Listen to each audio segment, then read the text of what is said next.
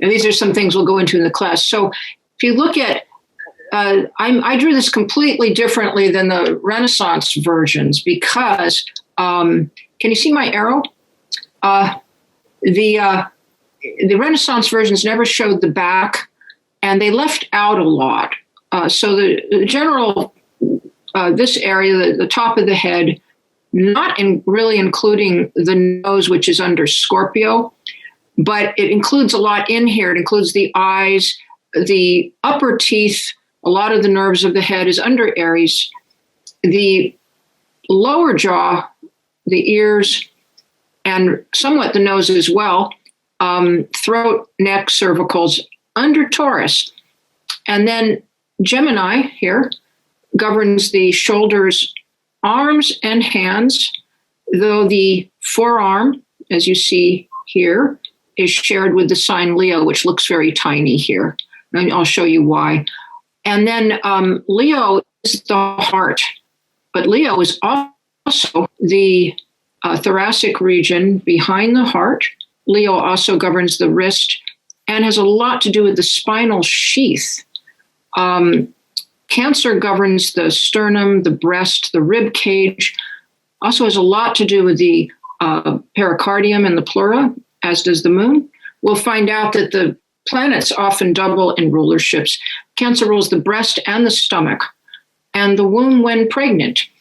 If we go around to the, now Virgo here, Virgo rules all the upper intestines, and there's a lot in here. It's a very complex sign.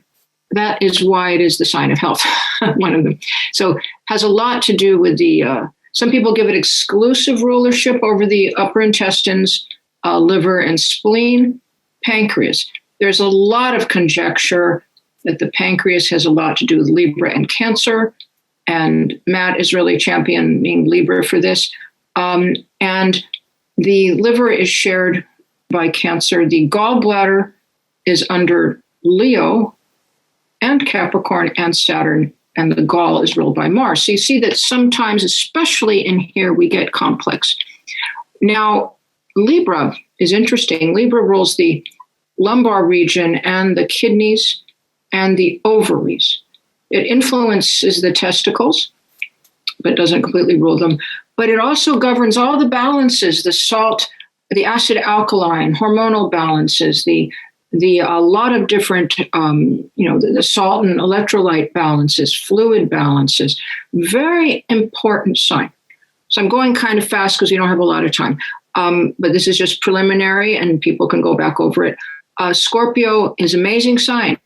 It rules all the excretions of the body. So it rules the process of diuresis, of defecation. It rules the sex organs, the bladder, the uterus, and sweat glands, and the nose, also the rectum and anus. Whereas Sagittarius gets in the way of Scorpio a bit. It rules the thighs, certainly, sciatic nerve, the hips, the sacrum and coccyx, different. They sort of are Scorpio and Sag. You'll see this quite a bit, as are the buttocks. The knees are under Capricorn, but Capricorn has a lot of influence, as does its ruler Saturn, on bones, joints, teeth, nails, but it's definitely the knees and the skin. Aquarius is the lower leg and ankle, but Aquarius rules so much more. It has to do with the electrical body of the human being, the oxygenation of the blood, the circulation in general of the blood, pretty much the venous, where Sagittarius rules the arterial. Pisces is the feet. It has a lot to do with the lymphatic system, as does Cancer, because Cancer rules the thoracic duct. You'll see this Cancer and Pisces both implicated in lymphatic issues, edema or toxicity. But me and Matt have been talking, a lot of things have not been assigned.